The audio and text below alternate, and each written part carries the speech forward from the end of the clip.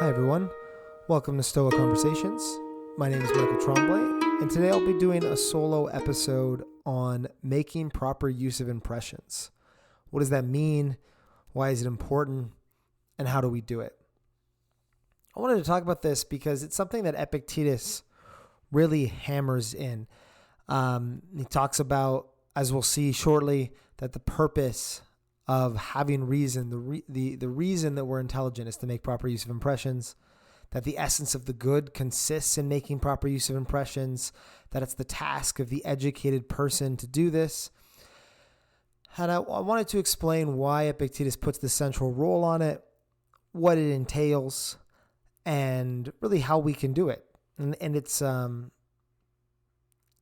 I wouldn't say it's the whole picture. I don't think Epictetus is right if you say something like all of Stoicism is about making proper use of impressions.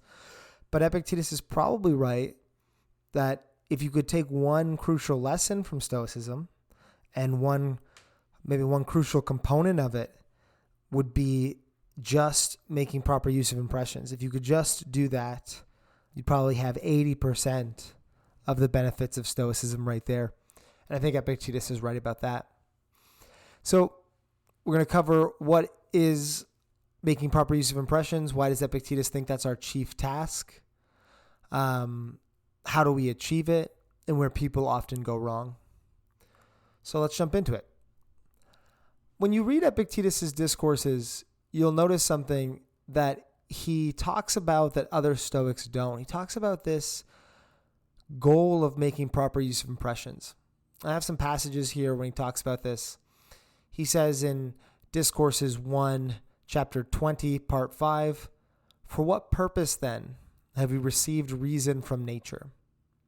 To make proper use of impressions." So that's a pretty big claim. That's why the entire reason we're self-reflective and intelligent is to make proper use of impressions. Later on in the same chapter, he says, quote, "The essence of good consists in the proper use of impressions." So again, we have this claim, we've got reason to make proper use of impressions, and it's the essence of good. It's the way that humans can achieve their end and live well is to make proper use of impressions. In book 1, chapter 27, he says something related. He says, "Thus it is the task of the educated man to form the right judgment in all these cases," meaning all these cases of impressions. So that's the chief task, for him, that's the essence of the good, the purpose by which we have reason, and the task of the educated person is to make the right use of impressions. So what does he mean by this, and why would you call this our chief task? How could the essence of the good consist in this? Well, according to Stoicism, humans are psychologically hardwired to act and feel in response to how they judge the world. So how humans act will follow what they think. This is why Marcus says the quality of our life is determined by the quality of our thoughts. And this is why Stoics say that virtue and happiness depend on knowledge. Your emotional life and your character depend on how you perceive the world. The kind, courageous, just, happy person is a person who understands the world properly. Again, in other words, everyone acts based on how things seem to them. Another way to say that everyone acts based on how things seem to them is just that our behavior, our emotions, our motivations are determined by our beliefs. So the Stoics are placing this incredible emphasis and importance on belief. Instead of thinking about human psychology like, well, you believe certain things, but then there's maybe animalistic desires or irrational parts of ourselves, the Stoics say, no, every way you act comes down to a belief. It comes down to how you cognitively reflect on the world. So this huge emphasis on belief.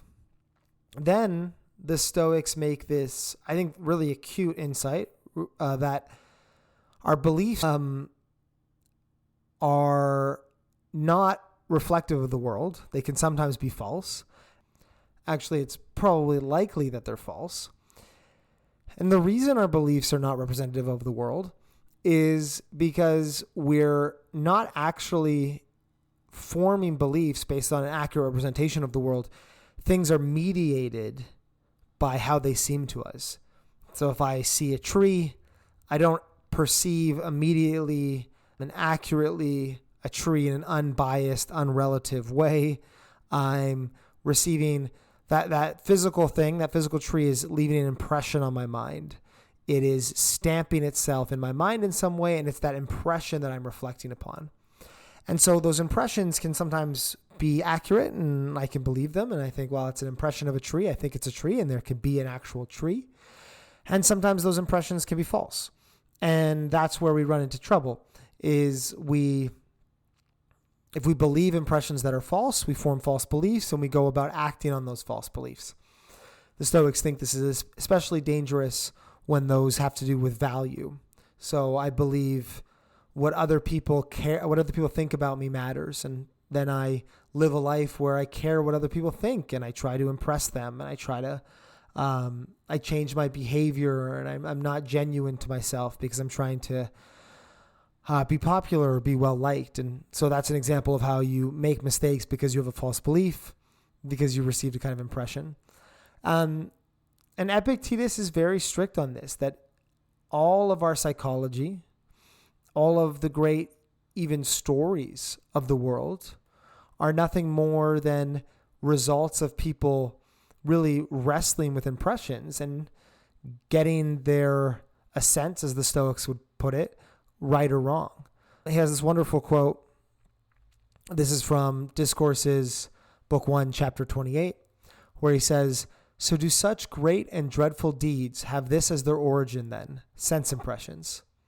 This and no other," Epictetus responds. "The Iliad consists of nothing but impressions and the use of those impressions. An impression prompted Paris to carry off the wife of Menelaus. An impression prompted Helen to follow him. If then an impression had caused Menelaus to feel that it was an advantage to be robbed of such a wife, what would have happened? Not only the Iliad would have been lost, but the Odyssey too." And Epictetus' point there is, look, you take something as complex, as grand as the Iliad. He's making a reference to this ancient poem. Even in their own time, it was 900 years before Epictetus' time that Homer would have composed this version of the Iliad. He's making reference to this great epic story, and he's like, one way to look at that story, you can view it through a historical lens, you can view it through a political lens, but one way to look at it is through this psychological lens, which is people had impressions. Oh, I need Helen of Troy as my wife. That's an impression that Paris had. She's so beautiful, I'll be happy if she's my wife. And he assented to that impression, it became a belief, and it motivated Paris's behavior. And then Helen's husband sought revenge, and that was an impression. I should get revenge. It's a wrong thing, a bad thing that happened to me. And that prompted this major war, this major battle at Troy. And Epictetus' point was that, well, if he felt, it's not such a big deal that I've lost my wife, it's probably not a big deal to lose a wife if that was willing to go, that was willing to, if Helen wants to be with Paris, who am I to stop her? If he had that impression instead, or really that reflection on his impression, then there would have been no war. So there's this real psychological way to view things, that all of human history, all of human behavior and actions has been a series of impressions received and then impressions handled, either correctly or incorrectly. And that's really what Epictetus is getting at when he talks about it as our chief task, and when he says it's the essence of the good, is that there's a way of viewing your life as a series of responses and reactions to impressions.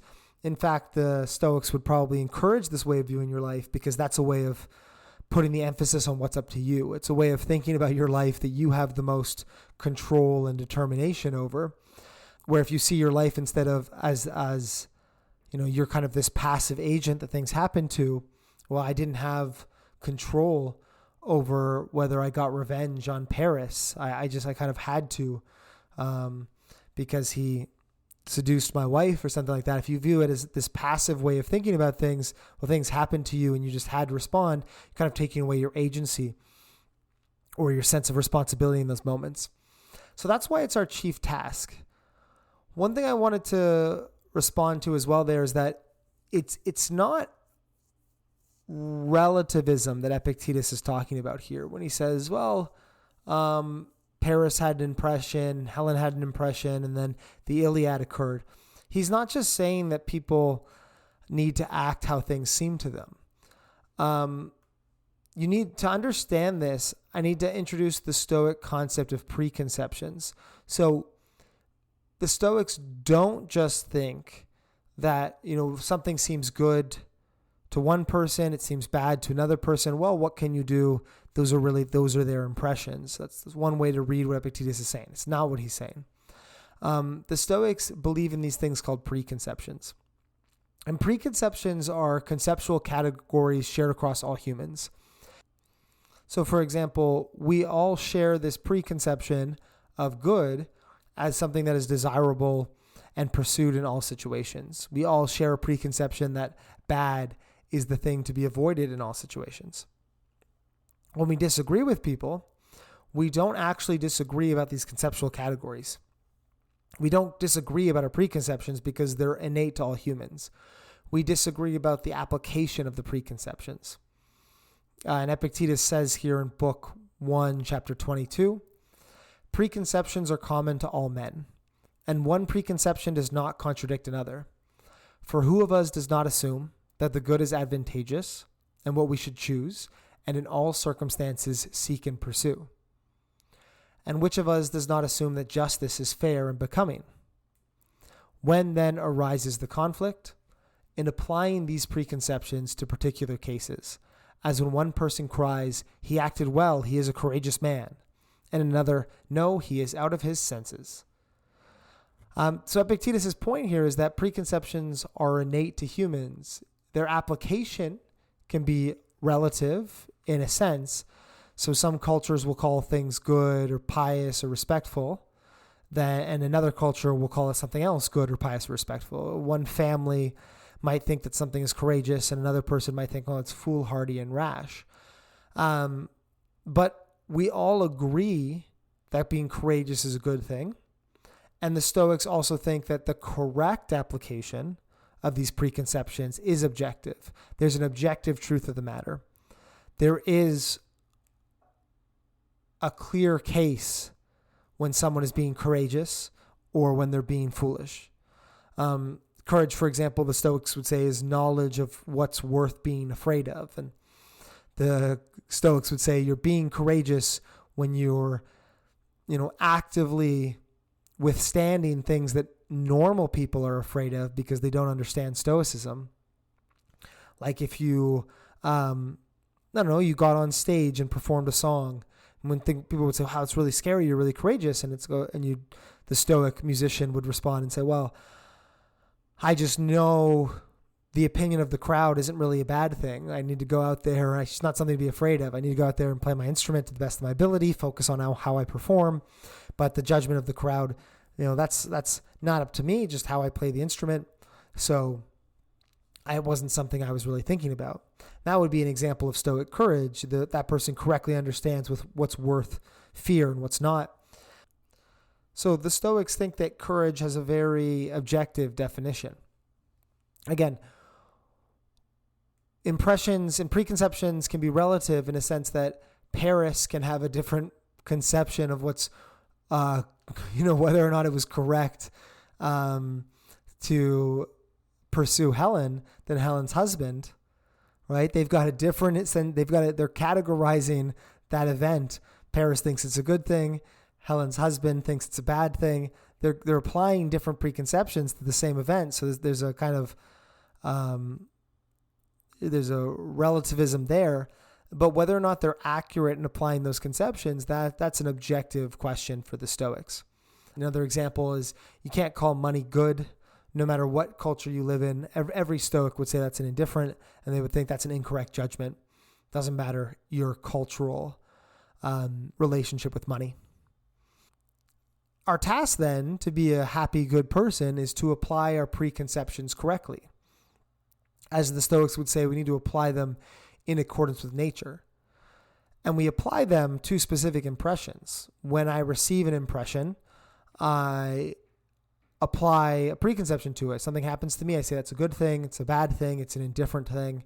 That was a just situation, it was an unjust situation. I was harmed, I was not harmed. I take these preconceptions, these conceptual categories laden with value, and I apply them to the experiences I have. And that's what Epictetus means when he says making proper use of impressions. It's basically going about and doing that application of preconceptions properly, labeling what is good as good and labeling what is bad as bad. But this is not as easy as it sounds. People often go wrong here. And this is what Epictetus is warning about. This is why he's emphasizing, look, you've really got to make proper use of impressions. And why do we go wrong? Well, Epictetus thinks we go wrong because we are careless. We don't really notice the significance of this task.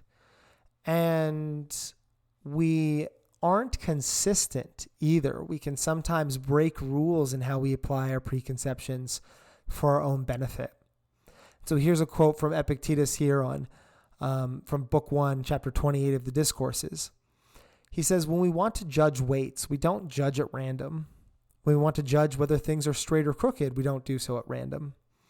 And in general, when it makes any difference to know the truth on any matter, not one of us will do anything at random.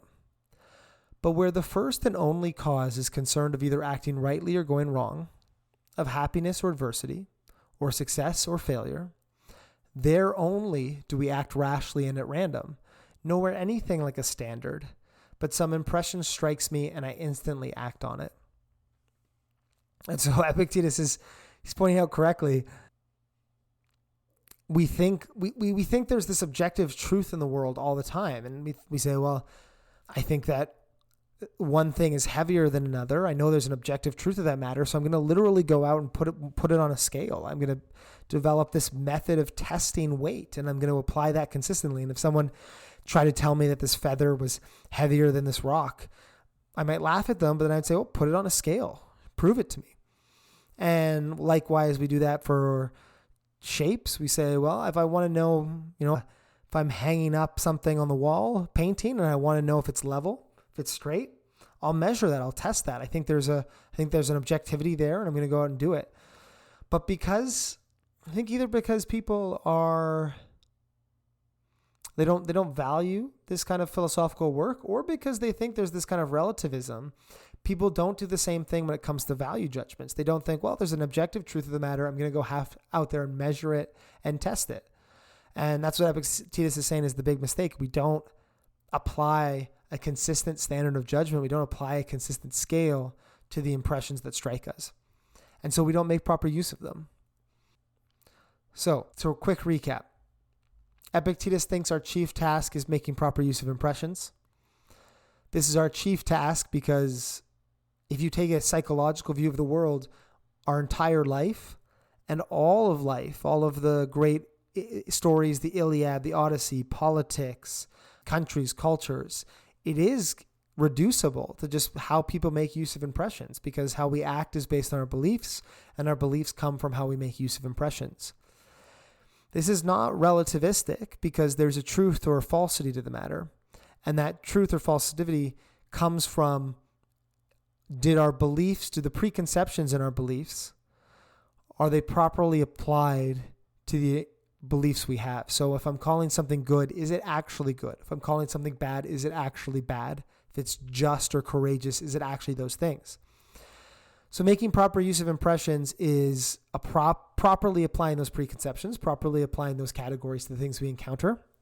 We go wrong and fail to do this because we don't have a good standard of judgment. We either don't apply it because we're careless, or we don't have one. So that gets us to the practical aspect about it. How do you do this? How do you make proper use of impressions? Well, Epictetus is going to recommend 2 steps.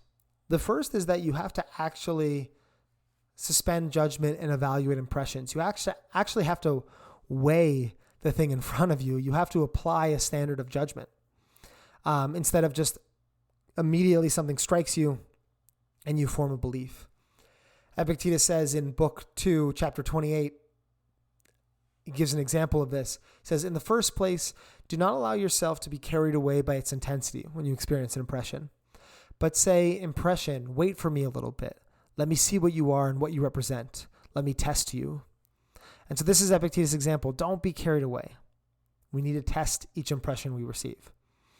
Then we need to adopt a correct standard of judgment and apply it consistently, right? I'm trying to think of these silly metaphors, but if I'm trying to measure the weight of something and I use it on a broken scale, that's not much help, is it?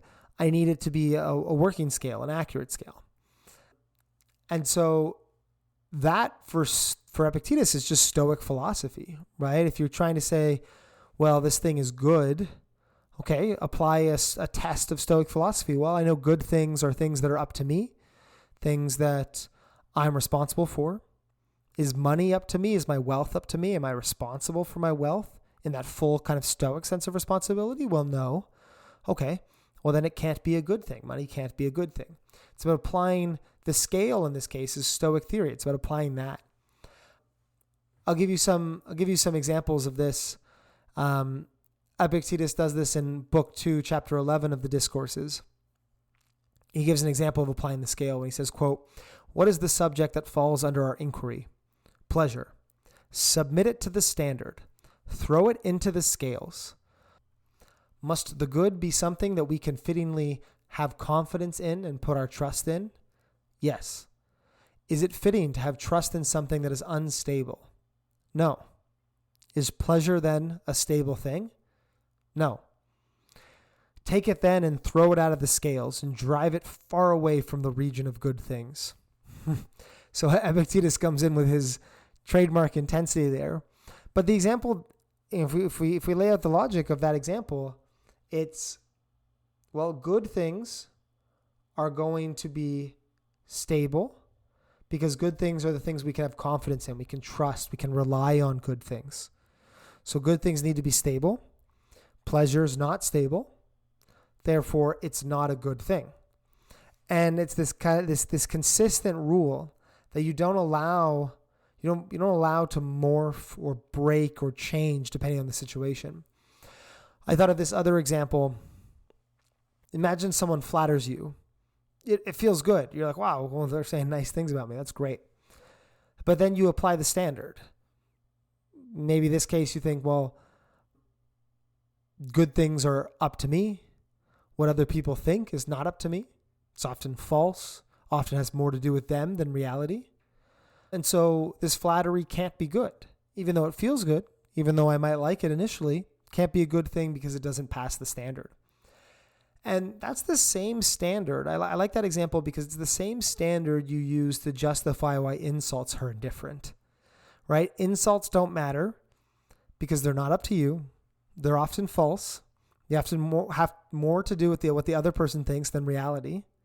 And so when you apply that to say that insults are not a bad thing, they're an indifferent thing, you apply the same logic to flattery. Flattery is not a good thing. It's an indifferent thing. This is a consistent use of a standard to apply the preconception of good or bad. That's making proper use of impressions. It's having that standard, being consistent with it, and applying it, noticing when to apply it because you're being mindful, you're being conscious, and you're being aware. And really that's what Epictetus means when he says the proper use of impressions. And that is our chief task, as Epictetus puts it. It's the essence of the good. So it's really a very important thing. To wrap that all up, maybe some of that was new to you. Maybe some of that was Stoic theory you hadn't heard before. Maybe that idea of preconceptions was new. We often talk about impressions. But that idea of, it's not just, is this impression true or false, but it's really interrogating these categories of good or bad, of just or unjust, of courageous or cowardly, these value judgments that we build in to our impressions. It's really evaluating those if they're accurately applied or not in the specific case. That's a nuance to how we are supposed to navigate the world as Stoics. And then I really like Epictetus's 2-part recommendation here. One is you've got to actually weigh the thing. You've got to actually measure the impression, put it up against the standard of judgment. Then that standard of judgment has to be a correct one. It has to be something coming from Stoic theory. And if you're not a Stoic, you can apply a different conception.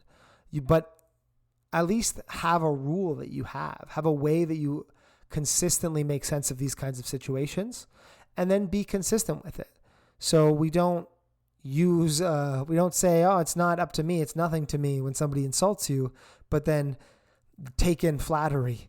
That's not a consistent use of your standard of judgment. That's not a consistent use of your scale. You've got to use it both ways. And that's making proper use of impressions, properly applying preconceptions by mindfully recognizing impressions, recognizing the preconceptions in those impressions, and testing them and judging them with a consistent standard of judgment. So best of luck putting that into practice. Thanks for listening to Stoa Conversations. Please give us a rating on Apple Podcasts or Spotify and share it with a friend. If you want to dive deeper still, search Stoa in the App Store or Play Store for a complete app with routines, meditations, and lessons designed to help people become more stoic. And I'd also like to thank Michael Levy for graciously letting us use his music. You can find more of his work at ancientlyre.com. And finally, please get in touch with us. Send a message to stoa@stoameditation.com if you ever have any feedback, questions, or recommendations. Until next time.